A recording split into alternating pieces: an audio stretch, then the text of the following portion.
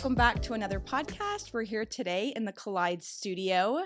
I am so excited, also a little bit shocked. The guest that we have today has been on the podcast before, but we both did not realize the time frame of that. The last time Ron Gusek was on the podcast was in 2020. So we're going on we're in 2026 now. So 5 years. 5 full years, Ron. Like, I'm still in utter shock. I literally thought I was gonna look at that and be like, "Oh, yeah, you were here, like, 3 years ago." It feels like it wasn't that long It ago, feels but like oh, the 5 years have gone by fast. they've gone by really fast. And now, like, when you were last on the podcast, we were just talking about this, you were president of Liberty, Energy, and now today you are CEO. So, big congratulations. Thank you. And a lot can change within 5 years. Yes, yes, a lot has. Yeah, I bet. So tell us, for those that, now knowing that it was 5 years ago when we had you on, give us a little backstory of who Ron is, where you grew up, a quick snippet of your trajectory in your career, for those that might not have been listeners back in 2020. And then we'll jump into just a little bit more details. All right, yeah, quick backstory. So I'm a transplant from Canada that finds myself down here now. I am a accidental oil field services person, I would say. I grew up outside of Edmonton, Alberta, a little town called Ardrossan. My Mhm. parents still live in the same place that they have. My dad built the house when I was a year old, and mom and dad have been there ever since. That's been home for a long, long time. I went to mechanical engineering at the University of Alberta, so just in Edmonton, Mhm. and ultimately ended up in heating, ventilation, and air conditioning. I had being a being a kid who grew up during the 80s downturn when oil went pretty sideways, kind of mid to late 80s. Alberta, 35% of our GDP came from oil and gas. It was hard on the province when that happened, and I remember having lots of friends whose parents were out of work and thinking that industry is much too volatile for me. I'm not going to go Not there. going to go there. And so, of course, heating, ventilation, air conditioning, people need that all the time. That's a good, stable industry. And so that was where I started out of school. And I spent 4 years working for a great little manufacturing company, doing acoustics and vibration and design work there, and had a lot of fun doing it. Mhm. But I had a roommate who was in oil and gas. He was a coil tuber at the time. And he came home one day and said, "Ron, we're interviewing for engineers. Would you be interested in a job interview?" And so I went, and that was a Monday, and they offered me a job on a Friday. And as it turns out, it paid 50% more than I was earning in heating, ventilation, and air conditioning. And when you're young, that feels like a lot of money. So I made the jump into fracking. I didn't know what a frack was at the time. I'd never seen frack equipment. I had no understanding of what I was taking on. Turns out to be the greatest thing that ever happened to me. Mhm. You look back over the course of your life, you think about those places where you had an opportunity to turn right or turn left, and for whatever reason, you make that decision and you point yourself in that direction, and all of those decisions have had me end up in the place I'm in today, which is just phenomenal. And I don't know why all those decisions happened the way they did, but I'm so grateful I ended up in oil and gas, and so extremely happy for where that has taken me and all the people I've gotten to know over that time. Between then, which was now January of Mhm. '98, I guess I started with a company called Nowsco, was bought by BJ Services. And between then and now, I have always pretty much been frac or frac adjacent. I have Mhm. worked on the service side almost that entire time, save for one little stint on the E&P side where I got a bit of exposure to drilling wells and understanding what a completion was like from the other side of the table. A little bit of work on facilities and pipelines and things. So it was a good learning experience for me. But aside from that little junket, otherwise I have been on a frac. At a frac company Mhm. or at a company that did work with frac. Uh, and I love it. I certainly love the services side of the world. It's been a lot of fun. I stories like yours I've always really enjoyed. And what I think was so interesting about you too is now, when you look at the whole entire past history of where you've been. I mean, you took a spot at Pinnacle, I remember, for about an 8-year term. And was Pinnacle bought? Is that who was Pinnacle got bought by Halliburton. by Yeah, so that was how Halliburton? I first met Chris, and really a good portion of what is now the Liberty family was Hmm. was at Pinnacle. They were opening a Canadian office, and I had the opportunity to interview for that job. Uh, Again. good fortune and a lot of things that just come together in the right way. And I found myself running Pinnacle Canada. I met Chris Wright at the start of that. I guess that was probably May of 2003. I did that.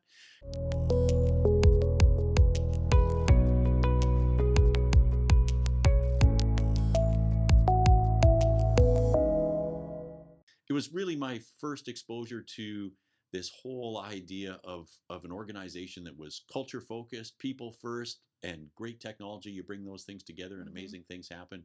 We were a small company, of course. I think only a few hundred people when Hmm. Halliburton bought the company at the end of 2008. But one of those very, very cool places to work that had you at the tip of the spear when unconventional gas was just becoming a thing. And we were out working on all of those first wells in each of those plays. For a nerdy engineer like myself, what a cool opportunity. I love it. What do you think brought you connected with Chris when y'all met? Like, cause Chris too, like he now Secretary of Energy, incredible historically career, but he also was always somebody who like thought outside the box, like did things differently and did it his way. What was it like meeting him, and what kind of what's your perception when you met him? I, there are those people that you meet Mhm. and right away you know you're going to be friends for life. That Mhm. you just get along, things click, and you recognize that this is a special person and somebody I'm pretty fired up to be associated with. Chris is just one of those personalities. Of course, for everybody who gets to meet him, Mhm. you find out what an engaging, thoughtful, kind human he is. Passionate about everything that he does, driven, motivated, and all of those things just resonate with me. But beyond that, Chris is also a passionate outdoors guy. One of my hobbies is something called adventure racing. They're these long endurance races out in the wilderness. And as it turns out, I had one. I was going out on a 36-hour race 2 weeks after I started at Pinnacle. So my first 2 weeks at Pinnacle was actually a trip around the U.S. parts of the company. So I first of all I flew to San Francisco, which is where it's headquartered, then to Mhm. Bakersfield, and then over to Houston, and then I was going home and I was going straight out to this race.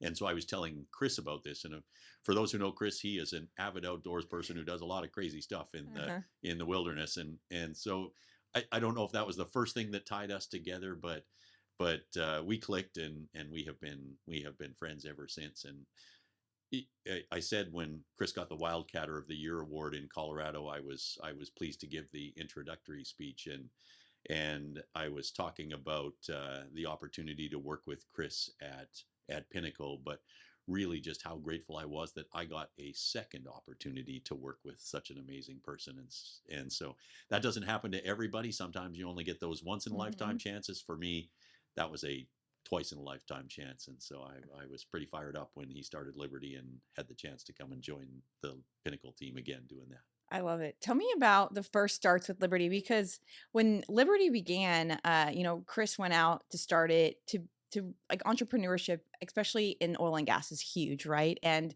so many amazing companies have been created through people like Chris with teams, with people like you, Ron, of course. So, what was that like coming over and like the culture? I feel like that is one thing that Liberty has always held very close, and something that I know you and Chris were both very passionate about is the culture of the company.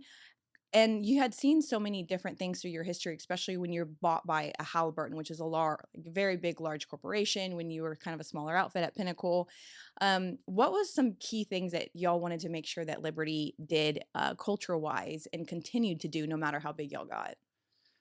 That's a very important question because it really is the reason Liberty is the company we are today. Hmm. We have had a tremendous track record of success over. We turned 15 years old this year, which is Wow, pretty cool. yeah, that's awesome. But if I would say never in my wildest dreams did I envision we would be where we are today. But I shouldn't be surprised given the genesis of the company and the idea around which was it was founded.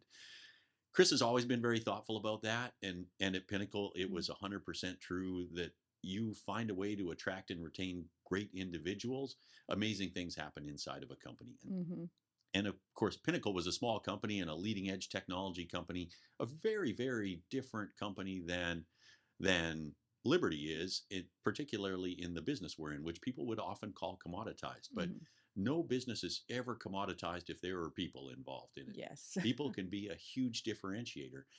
if they are bought into a mission, if they believe in what you're doing, if they have the opportunity to go out and create great things, if they're allowed to be innovative and step outside the box, if you create an environment where all of those things can happen, then the trajectory for a company can be simply amazing. And so that was the goal right from the outset. Of course, as a frac company, the vast majority of our employees are out in the field. They're not Hmm. in an office, they're not sitting behind a computer. They are boots on the ground in minus 40 or Yeah. plus 110. Degrees. Yeah. Yeah, Yeah. whatever the weather might be outside, they are out there making things happen. That's not an easy job. And well, people might find it attractive when they're young, that is fresh out of high school, I can go and do that for a Yeah. while. Ultimately, the travel, the time away from families and whatnot gets to be too much, Hmm. and so people choose to exit that. And you have this continuous turnover in the field that makes it very, very hard to be great. Hmm. And so our goal right from the outset was to create this culture where whether you had a role in the office or a role in the field, that we attracted great people and that we had an environment where those people wanted to come and stay, that they wanted to be a part of something special, not Hmm. for a few years, but for their entire career. And that has been the focus since the beginning. Chris and Jim Brady, who was employee number one, he's our SVP of operations today, deserve an immense amount of credit for what has happened at Liberty, what has been created at Liberty, and Hmm. ultimately what still exists today, which is this environment where, particularly in the field, people want to come, they Hmm. want to stay, they're part of a family, a cohesive unit on a frac location or a wireline location, on a mine or hauling CNG for us, whatever the case might be, Hmm. and that they make a career of it. I would say that historically, of course, I've been through a few service companies in Yeah. my life. Yeah. Turnover in the field was maybe 40 or 50% on an annual basis. Hmm. Today at Liberty, we're 56, 5,700 people big. Our turnover is about 11% on an annual basis. So Wow. it is a fraction what I had seen in my past. That's a testament to this culture that we have created and managed to sustain through all of this growth that enables that to happen. Hmm. And that's what enables greatness. And while we never set out to be a big company, by virtue of being great at what we do, there has been more Naturally demand for happy. what we Yeah. do. And so It naturally you have happened. you have a Yeah. natural path to growth, which has been incredibly exciting. I think just rewarding for all of the people who've been a part of it for so long. What do you think attributes though to that 11%? Is it the time off that y'all provide? Is it the support? Like, what do you think you're doing differently that, there's a tons of frac companies out there that do not have the same numbers as you. What are you doing that you think changes it? I think there's probably a lot of things that go into that. A Mhm. huge amount of credit just goes to the people who support everyone inside of Liberty. That Mm. starts with, you've talked with Tracy on the Yeah. podcast.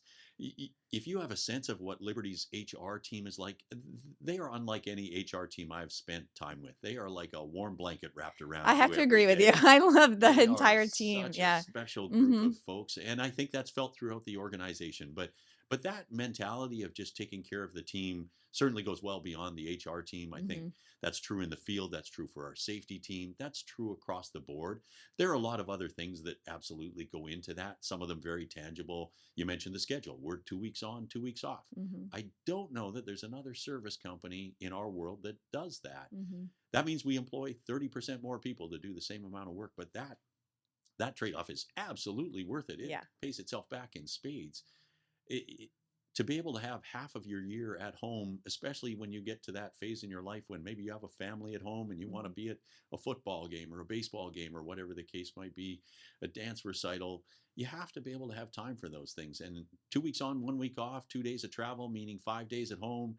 If you were on night shift before that, you spend a few days catching up on your sleep. It's very hard to be engaged with your Mhm. family when that happens. And so 2 weeks on, 2 weeks off just makes that so much more manageable. 2 weeks away from your family is a long time. Mhm. It's a lot to ask. And so to have that 2 weeks to build that relationship, to spend that time with your family is critical to us. Mhm. Uh, I think there are a lot of other things that go into that as well. All of our crews are named. They all have a cool name for their frac crew or wireline crew. They all wear patches on their shoulders. Uh, They are a family. That crew works together day in and day out.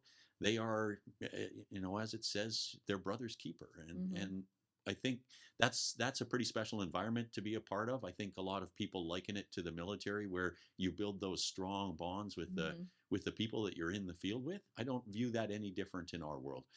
And there's a list of things that goes on like that, but every one of those little things just makes it that much better a place to get up and go to work at every day. And I think it's a combination of all those things that lead to that low turnover Mhm. and people wanting to be a part of Liberty for a career. I love it. A lot of times when we have these conversations, it always, and I feel like from the outside, people are listening, especially if there is maybe somebody who just started a company in oil and gas or is going through maybe a hard time where they're losing business. Because as we know in the oil and gas space, like you can be flying high. You're running on all these rigs, you're running all these frac fleets, and then like doom and gloom one week, all of a sudden you have all these issues, you lose work, you are now sweating because you're like, what just happened?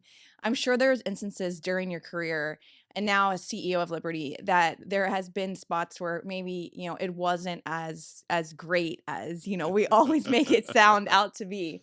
And for those people listening now that are maybe like, "Well, man, you made it sound like really easy. Like, what am I doing wrong?" Tell us a little bit about like the struggle. Like, there had to have been a time in there. I mean, just with the way the oil and gas industry is, we're very cyclical, always going to be up and down. And right now, although we have an administration that supports oil and gas, that also means that there's a lot more permitting, a lot more stuff being done out in the field. So the price is not, $100 a barrel, $80, even No, 80. I don't even it's know if not. it's even at 60 right now. So things start to change and shift, and service companies now are competing heavily for the jobs. Not like we always aren't, but in times like this, we compete even more heavily. How do you give us some of like what did y'all do, or how do you mentally like stay positive in those times? Because now leading you lead all these people, at the end of the day, you have to make sure that they all, go home safely. They all, you can pay everybody everything that everybody goes through, especially as a startup. Now y'all aren't a startup, but I mean for those listening, tell us about like how do you stay strong through that? That's a good question, and there's certainly a lot to think about there. I would tell you, of course, we have been through some very challenging times. Liberty, as I said, 15 years old. We were founded in 2011. Really, first commercial operations in 2012. Mhm. In that time frame, though, we've been through two of the worst downturns I've experienced in my career. And COVID, Yeah, yeah, yeah. So yeah, 15, 16, and yeah. COVID were just two very, very challenging times. The 15, 16 downturn, we were a relatively small company. We were five frac crews big going into that, headed to number six, so pretty early on in our days. And then COVID, of course, Mm, the rug got yanked out from under us. Nobody saw that coming. mhm, Nobody had any playbook for what you do when literally work stops. We had I 24 going on 25 frac crews headed into COVID. We were probably of order 2,500 employees mhm. and doing several $billion a year in revenue. And for 10 days in the month of May, our company earned not a dollar, like zero.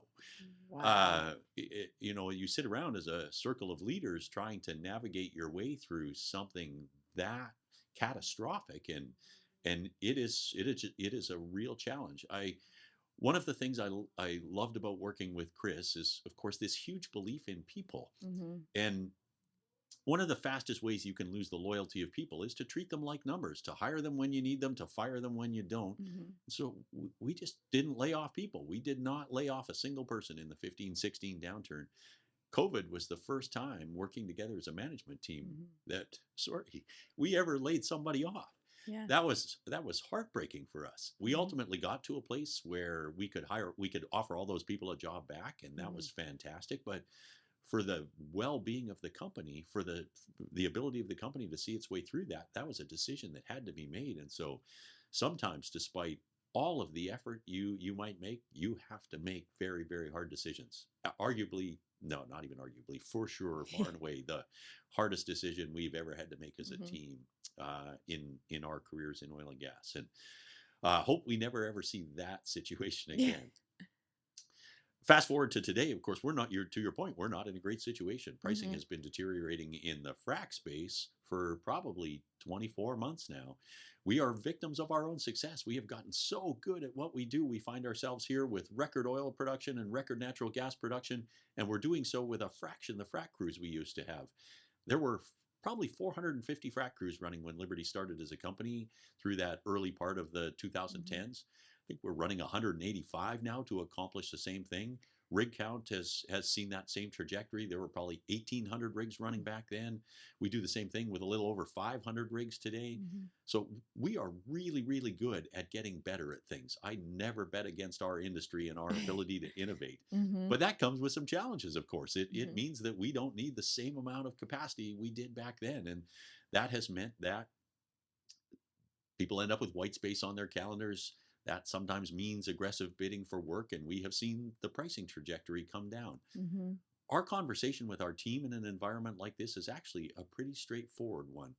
We have worked very hard to set ourselves up for success in this particular type of environment, which is to say that you want to do everything you can to be the last fleet standing. Mhm. If your customer believes that you are the best asset they have out on location, best people, best safety, best technology, best performance, highest efficiency, that's the last thing they want to let go of. And so, as long as you build an organization that delivers greatness, excellence each and every day, even in times like this where the utilization of capacity is falling, it's not something you have to worry about. And so Mhm. we remind our team, and it's easy for me to stay positive because they knock it out of the park Yeah. every day.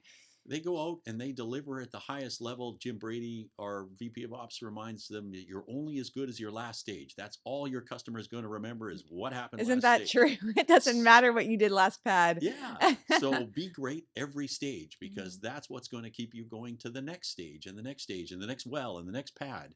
And as long as you do that, regardless of what happens in the macro environment, Liberty is going to be fine. And we absolutely find ourselves in that position today, despite arguably some challenging times. I'd say Mhm. we're at the trough in the completion side of things for frac and wireline and associated businesses. Liberty's fleet is in the field, fully utilized, and working hard every day. That's because that's because of what the team does in the field every day, Mhm. because of the excellence that they deliver, and because our customers believe that we are the best asset to have in the field. And I that makes my job pretty easy to stay positive. I love it. I wanna be CEO of Liberty, like, it sounds like such a great role. No. I on the topic of work and business, y'all didn't recently announce a partnership or a deal in the data center space, which I found super interesting. It seems like data center is like this, I don't know if it's a bubble or what's going on, but it has blown up, especially with the usage of AI, right? And of course, being in energy, we're at the forefront of being able to power these data centers. Tell us a little bit about that process. What was your thoughts behind this?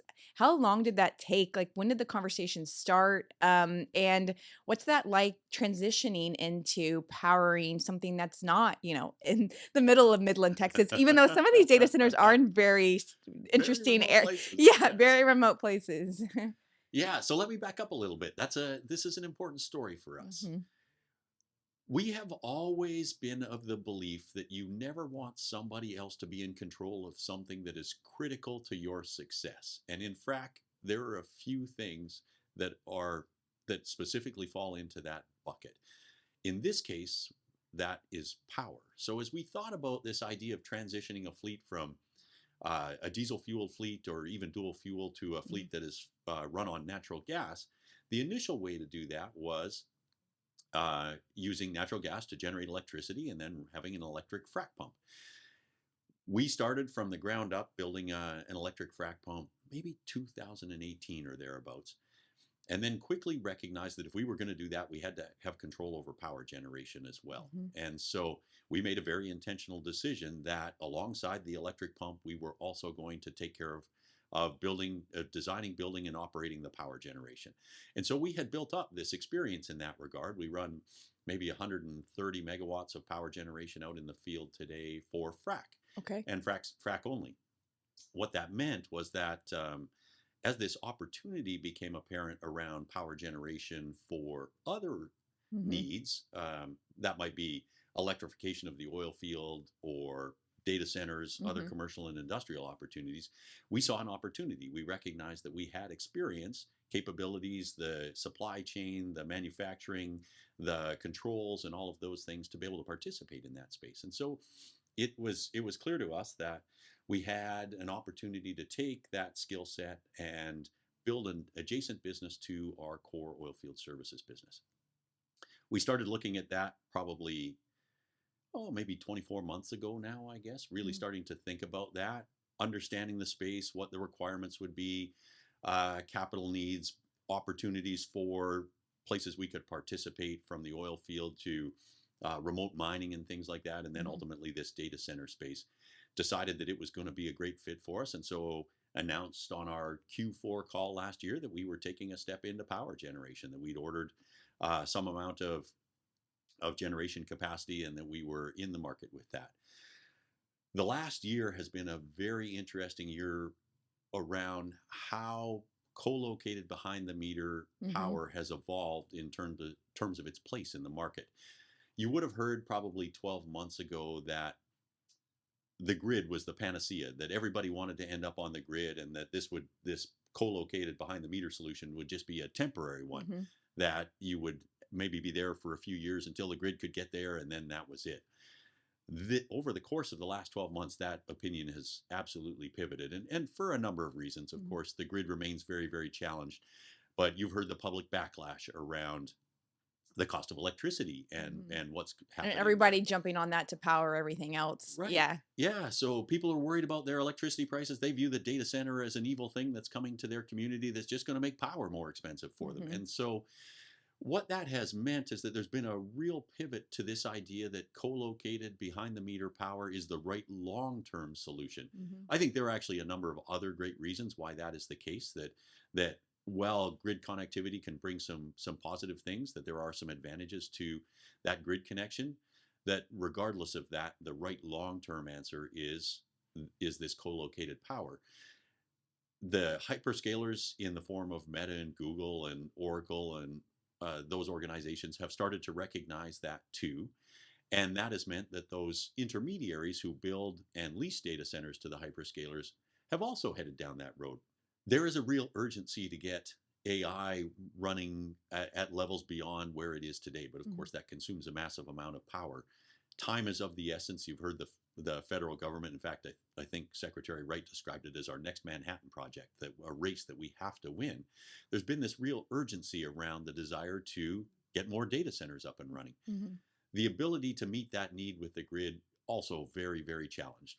It's the interconnection queues are measured in years. Mhm. We can respond far more quickly with modular behind the meter power than the grid could ever respond, meaning that probably in 18 months from the time a contract is signed, we can have a data center up and running.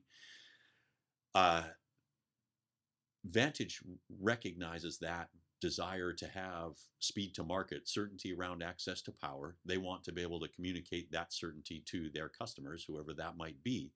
And that was ultimately the genesis of this relationship. So we started talking to them last year sometime. Mhm. That ultimately culminated in the announcement you heard a little earlier this year, which is a reservation program where Vantage is guaranteed access to 400 megawatts of power generation in 2027 for deployment at a site of their choice. Mhm. They're a large builder of data centers. I think they operate north of 40 of them around the world today, and they continue to see meaningful demand for that.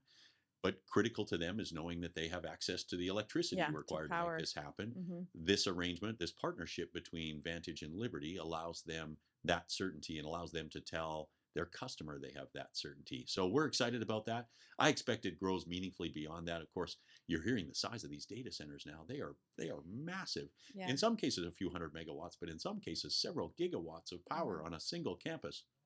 It's it's mind-boggling to me the Mhm. amount of compute that must be in one of these places. I've not toured one yet, but Yeah. I'm pretty I excited to yeah. see one for the first time. Yeah, I think I find it so interesting because there's so many oil and gas players that are now service companies that now have this opportunity to go and play in this market and use, power that they've been utilizing at site for frac fleets and to power rigs. For y'all, what is it that you're actually utilizing to power? Do you have turbine? Like, what are you that's where I'm like I'm confused. That's where I kind of get confused on like what is actually powering the offsite power. Yeah, that's a Yeah. good question. And certainly that answer is going to vary depending on who you talk to. Yeah. In our case, we don't have turbines in our supply chain today. It's a choice we've made specifically around the technology that we're going to deploy. Mhm. It, there's a few reasons for that. Some of the very simple reasons are I don't have somebody who can maintain a turbine inside the Liberty world. Yeah. Not that we couldn't go and find that person, but our team is very, very good at natural gas recip today. Mhm. That's what we own and operate. That's what our mechanics know and understand. And so that is a very, very straight Natural path. Yeah. Mhm. transition for us. It's a pretty natural path, as you say. There are some other advantages I think that are inherent in a gas recip engine versus a gas turbine, and it comes down to the combustion cycle involved in those. We have always said that we want to build longevity into our business, that we want to make sure that we have a path to a generational company, regardless of whether that's oil field services or now power generation. Mhm. And so, as you think about this power world, the question is, how do you differentiate yourself? How do you stand apart? How do you ensure that you're competitive, not just for the next 2 or 3 years while things are tight, but 5 or 10 or 15 years from now? One of the critical inputs, I would argue, to that is your efficiency in converting a molecule of natural gas into an electron over here, and exactly how much that spark spread is, so to Mhm. speak. Natural gas recip engines are incredibly efficient at that. In the power business, they talk in heat rate. The simpler way, probably for those who aren't familiar with heat rate, is just efficiency of conversion. Mhm. You would think about that as fuel economy in your car, miles per gallon.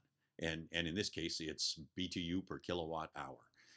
If you looked at a gas turbine, and a simple example straight down the fairway, GE's LM 2500, I may get the numbers slightly wrong, but I think I'm in the ballpark here. The efficiency of that turbine in converting energy available in a unit of gas into Mhm. electricity is about 37%.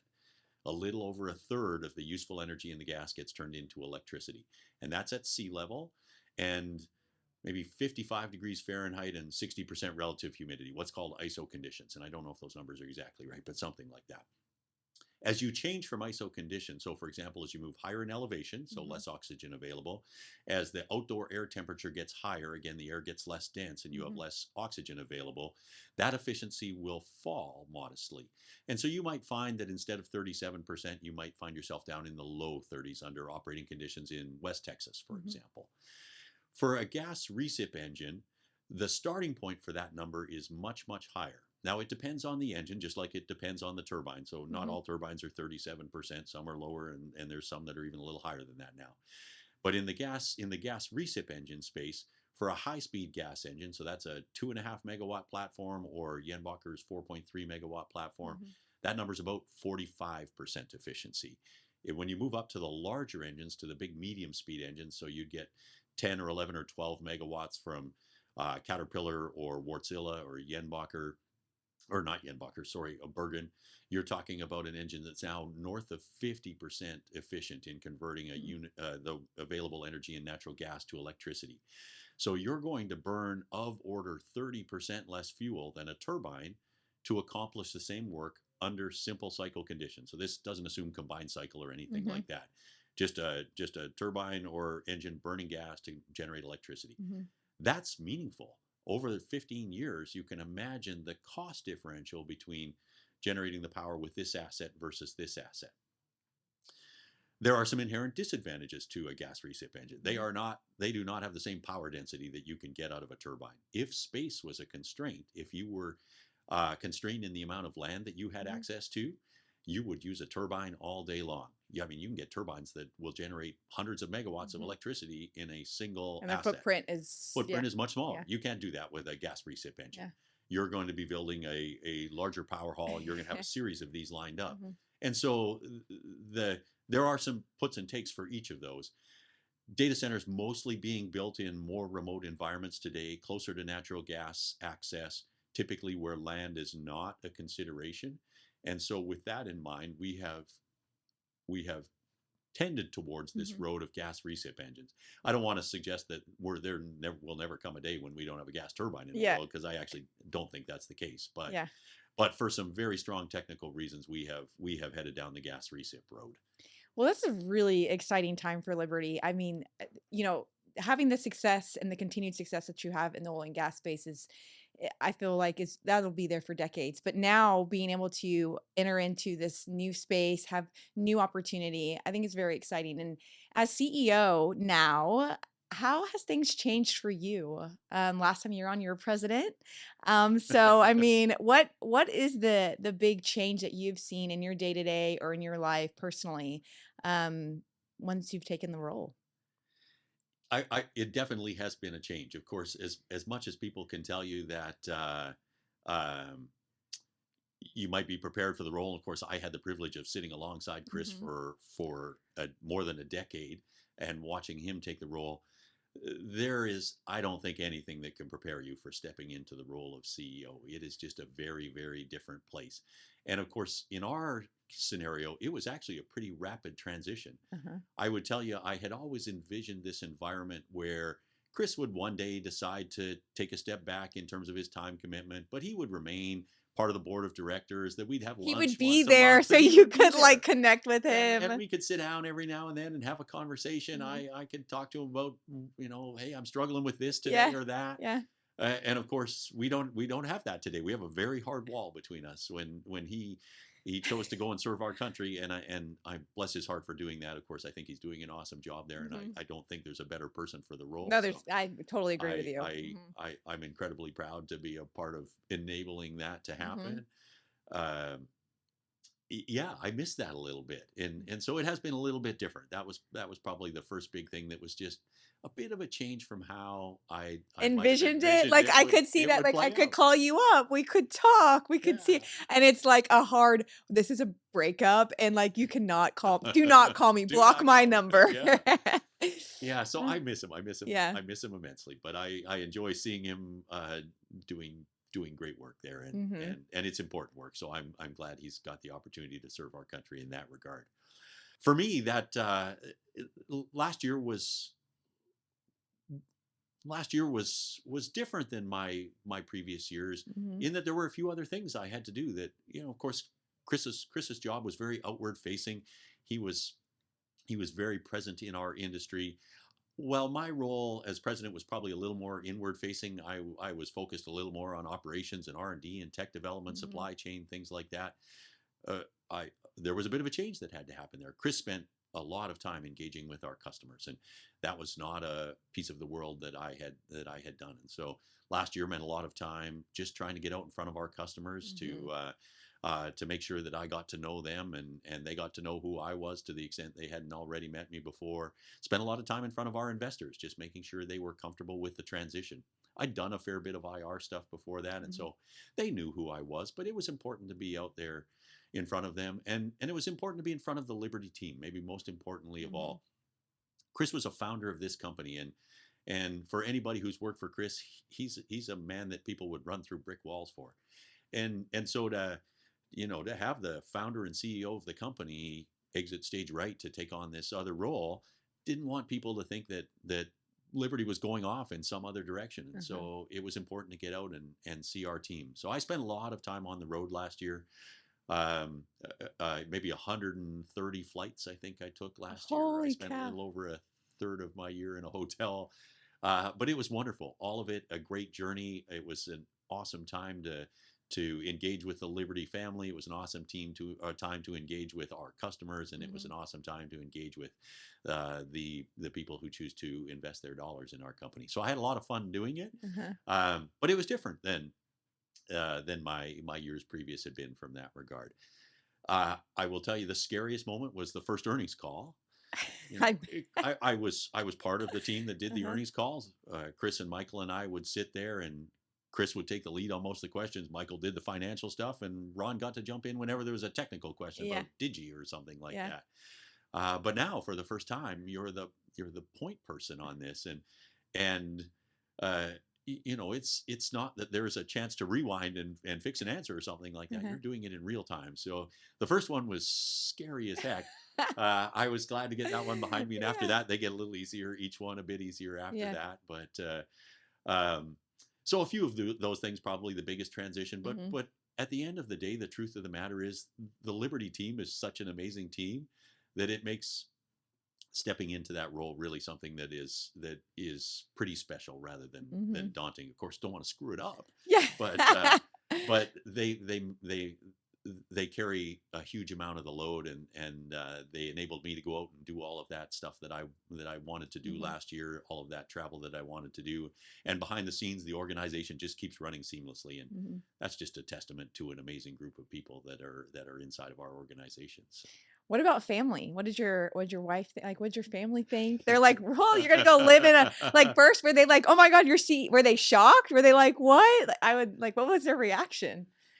Certainly excitement, of Oh, course. I mean, yeah. this had always been my dream, was to Mhm. was to ultimately fill this role one day. I didn't know where that would happen and when that would happen, and maybe this was a little sooner than anticipated, but incredibly exciting, of course, and they were very excited for me.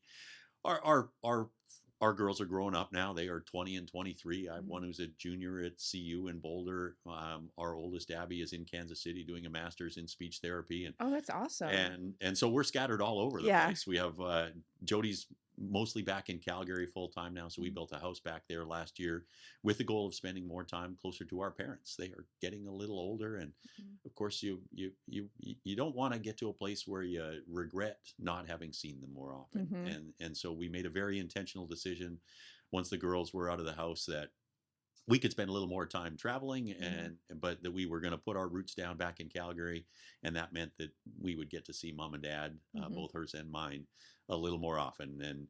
And so we're navigating all of that right now. I have an apartment in Denver, Oh, and wow. Jody's in Calgary most of the time. She travels with me when I get to go someplace cool. Midland, maybe not so much. No offense to anybody in Midland, Yeah. but um, yeah, we're figuring that all out, and it. I'm incredibly blessed to have been able to have the career I Mhm. have by virtue of the support of my family. I certainly have been one of those people who've missed some birthday parties and dance recitals and things like that, uh, but but thanks to the love and support and care from Jody and the girls and my parents, I've been able to do all of this. So it's yeah, it's not without some challenges sometimes.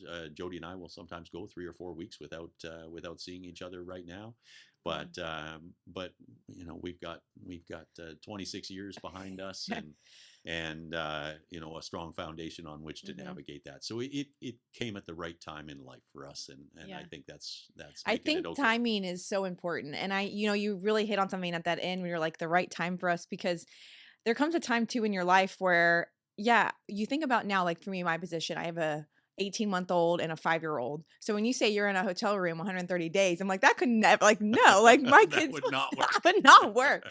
So, and I feel like so many times in life, you're always like rushing to get to that spot, but then it doesn't for your plan. I mean, it's perfect. I mean, your kids are older, they're not at home. They're obviously doing their own thing, and that's the one thing I don't want people to lose sight of too, is like when you're going through your career, there is gonna be a time where it's gonna be back on you, where, like, you have the opportunity to do these things. You have the opportunity to say, "Yes, I'll travel. I'll yes, we're away from each other for 2 weeks, but, like, we've been together for, 26 years, so it's not the end of the world."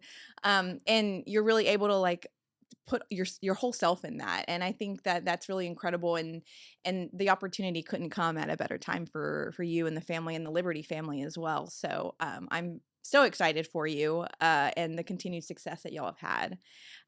But lastly, to close, I'd love for you to leave our listeners with what is like the best piece of advice that you have ever gotten throughout your career, that you could share that would inspire those that are listening. Uh, that's a pretty easy one for me. There was a time in my career when I left a job maybe a bit sooner than I typically would have. An opportunity arose that I was incredibly excited about, and I'm not normally one to turn my back on something pretty quickly. I love to see a challenge through, but in this case, I really wanted to jump on this, and I'm incredibly grateful to one of the members of the executive team there who said to me, "You only need to make sure that you leave a place better than when you came in the door. And if you did that, then you can leave knowing that you have done good for the organization, and you should be okay with moving on. And I think that's the best piece of advice that somebody could ever give you, that regardless of how long you have to interact with, whether that's an individual Mhm. or a company or a mentee or whatever the case might be, that you do everything you can to leave that relationship, that organization, that person stronger than when you first met them. And if Mhm. you if you do that, if you go into life with that mindset that you're going to make someplace better, and then it's okay to move on, then you're going to be okay.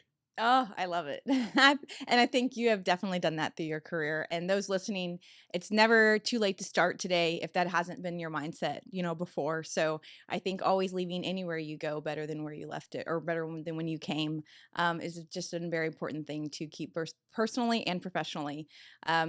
And I actually, on that note, there is something that I always try to do, which is the same aspect of, if somebody gives you something, you give it back to them in better condition. So I've always thought about that when I borrowed something from somebody, or, whatever it might be. If I use somebody's car, they let me do something, I give it back in a better condition than, when it came to me. I So like that idea. yes. Yeah. So thank you, Ron, for coming on today. And thank you for the Collide Studio for letting us record.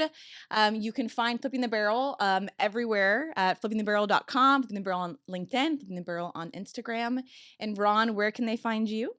You can find me on LinkedIn. I'm on there pretty regularly. So thanks so much for having me. It was a ton of fun.